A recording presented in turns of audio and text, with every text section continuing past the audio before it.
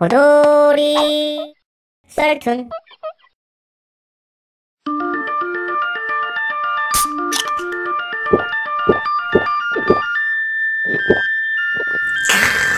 아우 시원해. 이건 제가 초등학생 때 이야기인데 저희 집은 제가 어릴 때부터 꽤 넉넉하던 편이었어요. 부모님은 제가 가지고 싶다는 게 있으면 흔쾌히 사주시고 하고 싶은 게 있으면 하게 해주셨어요. 그러다가 제가 좀 먼 곳으로 학교를 이사가게 되었는데 그 동네가 애들 공부를 많이 시키기로 유명한 동네였는데 그래서 그런지 학원을 많이 보내는 부자 동네?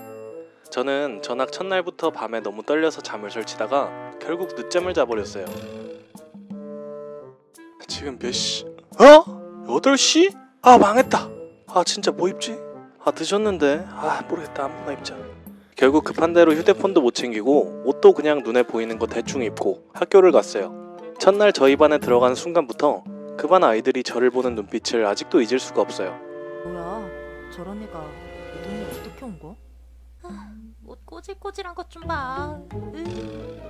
노골적으로 위아래로 훑어보고는 금세 시선을 거두는데 아무래도 친해질 이유가 없다고 느꼈나 보더라고요. 그리고 자리 배치가 되어서 앉을 때까진 조용했는데 수업이 끝나자마자 뒤에서 수군거리는 소리가 들리더라고요.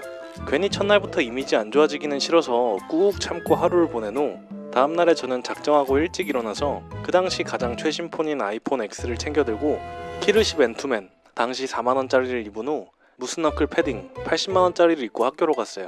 반에 들어가자마자 어제와는 확연히 다른 표정들이 눈에 보였고 어제만 해도 눈길조차 안 주던 애가 인사도 해주더라고요. 아이폰 X로 잠시 카톡을 하는데 와! 이거 이번에 출시한 거잖아! 예쁘다! 야, 나 한 번만 만져보면 안 될까? 이런 식으로 접근도 하더라고요. 이제 와서? 저는 그냥 적당히 무시하며 상대해주고는 나중에 상담해서 반을 옮겼어요. 모든 반 애들이 그러지 않았는지 이쪽 반 애들은 제가 아무거나 걸쳐 입어도 말도 잘 걸어주더라고요. 외모지상주의에 솔직히 빡쳤지만 어쩌겠어요. 그래도 덕분에 더 좋은 애들이랑 지내게 되었으니 감사하죠. 엄마 친구인 소연이 이모가 40이 넘어서 결혼을 한다고 하는 거예요. 그 이모는 엄마한테 이야기를 많이 들어서 꽤 잘 알고 있었는데 그 이모는 일도 안 하고 엄마 아빠한테 40까지 빌붙어 있다가 40이 돼서야 결혼을 하는 거였어요. 또 그 이모는 저희 엄마와 아빠가 결혼을 할 때 친구 4명을 더 데려와 놓고 축의금을 딱 10,000원만 낸 이모였거든요. 그 당시 정말 좋은 곳에서 밥을 먹었다는데 10,000원을 냈다니. 속으로 그 이모 보면 엄마가 진짜 불편해하겠다 하면서 듣고 있었어요. 일주일 뒤 그 이모 결혼식이 되어서 결혼식을 갔는데 결혼식장을 들어갈 때 보통 식권을 받으려고 축의금함에 축의금을 넣잖아요. 저희 엄마가 돈을 봉투에 넣는 것을 보고 놀랐습니다. 엄마는 지갑에서 태연하게 10,000원을 꺼내시더니 봉투에 담아 축의금함에 넣는 것을요. 저희 가족은 저, 엄마, 아빠, 동생 딱 4명이에요. 저희 가족은 그대로 밥을 먹고 나왔어요. 아빠도 옛날에 그 얘기를 들었는지 웃으며 집으로 가시더라고요. 며칠 뒤 그 이모한테 전화가 왔는데 장난하는 것도 아니고 4명이 왔는데 어떻게 10,000원을 내냐고 화를 내는 것 같더라고요. 저희 엄마는 그 말을 듣고 네가 13년 전에 네 친구들 데려와서 꼴랑 10,000원 내놓고 지금 와서 뭐라고? 네가 그때 돼지같이 처먹을 때부터 알아봤어. 너는 5명이었는데 10,000원 냈지? 나는 4명인데 10,000원 냈어.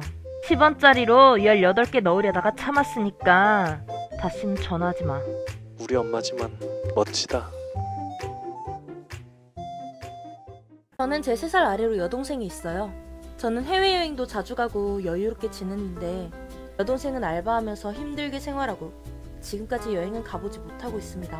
제가 지금 사업을 하고 있는 지 4년 차인데 그동안 동생에게 신경 못 써준 게 미안해서 신혼여행 기념으로 여동생과 여동생 남편에게 뉴욕행 비즈니스석을 끊어줬는데요. 호텔도 예매해주고 관광 코스도 만들어주었어요. 여동생하고 여동생 남편 둘 다 멀리 여행을 다녀본 적 없던 터라 되게 신나해서 덩달아 기분이 좋았습니다. 그런데 제 여동생 시누이, 즉 여동생 남편의 여동생이 이야기를 엿듣고는 제 여동생한테 자기도 해외여행은 가보지 못했다며 같이 가자고 했다고 하네요. 제 여동생과 여동생 남편은 남편이 단둘이서 허니문을 즐기고 싶었을 텐데 그 말에 싫어하는 반응을 했더니 시누이가 이코노미라도 좋으니 따라가게 해달라고 하고 거기다 일러 바쳤는지 시어머니도 동참해서 제 여동생 남편에게 같이 가라고 하더군요.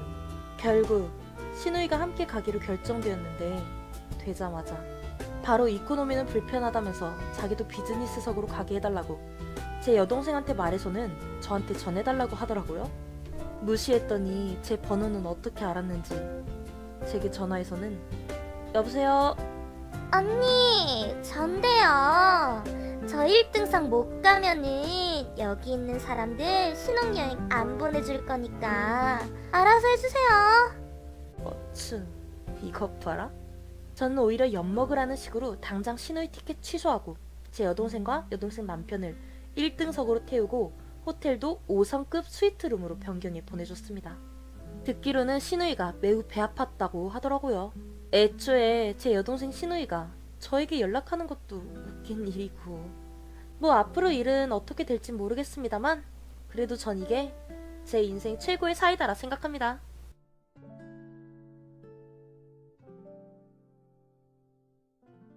제가 고등학교를 다녔을 때 이야기입니다. 저는 당시 집안 사정이 어렵고 성적도 그닥 좋은 편도 아니어서 전문계열 고등학교로 진학을 했습니다. 그곳에서 저는 찬밥, 아니 그냥 웃음거리의 대상이었습니다. 심지어 후배들이 제 머리를 잡아당기고 여러 심한 장난도 많이 당했죠.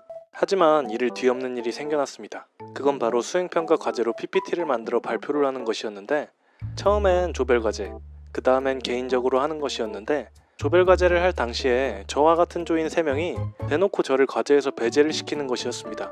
한 명은 공무원 준비 중이고 나머지는 대학에 수시 전형으로 갈 계획인지라 점수를 좋게 받으려면 자기들의 기여도가 높아야 하는 모양이더라고요.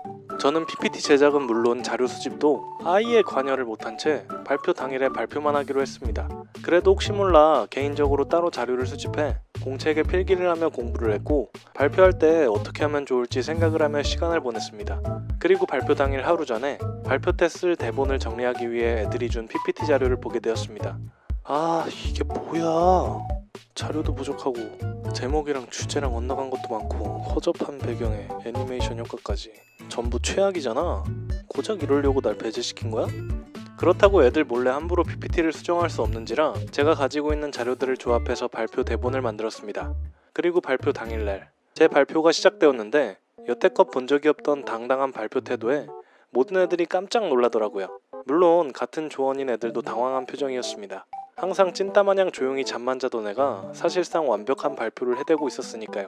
심지어 PPT에 기재되지 않은 자료까지 대본도 거의 안 보고 주절거리니 더 당황하더라고요. 그 후 발표가 끝나곤 선생님이 저희 조원들을 불러냈습니다. 그리곤 앞에 저와 다른 애들이 있어도 상관없다는 듯이 조원 애들을 꾸짖더라고요. 사실 PPT 과제를 수행하는 동안에 선생님께서 저와 조원들의 행동을 유심히 관찰하셨고 애들이 저를 배제시킨 것에 대하여 잘 알고 계셨던 모양입니다. 그래서 조악한 상태의 자료와 함께 애들의 태도를 상당히 나무라셨고 결국 조별과제 점수는 제가 담당한 발표만 만점, 나머지는 최악이 되어버렸습니다. 이에 조원들은 어디 한번 보자, 인연이 얼마나 잘나게 개인과제를 하는지 라는 식으로 절 째려보더라고요. 근데 이 녀석들 간과한 사실이 있는데 사실 제가 웅변 유치원에 다녔었고 플러스로 초등학교 때는 학교에서 토학질이 나올 정도로 PPT 만들기를 엄청 많이 배웠다는 것을요. 발표 당일날 제 차례가 끝나자마자 반의 모든 애들은 물론 선생님까지 박수갈채를 보냈고 그 이후론 같은 학년 애들 모두 이 이야기를 들었는지 절 건들지 않더라고요. 덕분에 3년 동안 큰 사건 없이 조용히 졸업할 수 있었습니다. 친구와 함께 카페를 가서 코코아를 시켜놓고 기다리고 있었어요. 그러다가 카페의 문이 벌컥 열리면서 어느 아저씨가 들어오셨는데 이런 시국에 마스크 미착용 상태로 그 아저씨는 들어오셔서 알바생분에게 반말로 아메리카노 한 잔 타오라고 하더라고요. 제 친구가 그 모습을 보더니 화나서 뭐라고 하는 거 말렸어요. 그 이후에 코코아가 나와서 마시는데 그 아저씨 쪽에서 비명소리가 들리는 거예요. 소리가 들린 쪽으로 눈을 돌렸는데 아저씨께서 그 알바생분을 때리셨더라고요. 알바생분은 놀라서 울고 계시고 다른 사람들은 보고만 있고 아저씨는 화내시고 그렇게 정적이 흘렀는데 갑자기 제 친구가 벌떡 일어나서 그 아저씨 쪽으로 가더라고요. 친구는 다시 손 찍어 마시려는 아저씨의 손을 탁 잡았어요. 그러자 아저씨가 엄청난 욕설을 퍼붓는데 아저씨가 말이 다 끝났을 때 제 친구는 본인은 이야기 다 들어줬으니 본인 이야기 다 들어보라고 하더니 아저씨 도덕 시간에 잤어요? 최소한 어른이라는 사람이 어린애 앞에서 모범을 보여야 되는 거 아니에요? 아저씨라고 부를 만한 나이가 되도록 계속 이짓거리하고 다녔어요? 당신 가족은 부끄럽지 않다고 해요? 지금 아저씨가 한 행동들 다 범죄예요. 영업방해, 직원폭행, 욕설, 성희롱. 얼마나 이것들이 중범죄인지 몰라서 그래요? 하긴 모르겠지. 아저씨가 지은 죄들 알면 지금 이러고 있겠어요? 지금 여기 경찰 부를까요? 직원분한테 사과하고 끝낼까요? 대부분은 뭐라고 못했는데 친구가 확실하게 따져 말하니 아저씨는 몸을 부들부들 떨더니 알바생분께 바로 사과하시고 코트를 챙겨 허겁지겁 도망가더라고요. 그리고는 카페 앞에서 방관하던 분들께도 일침을 날리고는 쓰러진 알바생을 일으켜줬어요. 제 친구가 늘 멋져 보였지만 이번 일대가 가장 멋졌던 것 같고 한편으로는 저도 반성을 했답니다.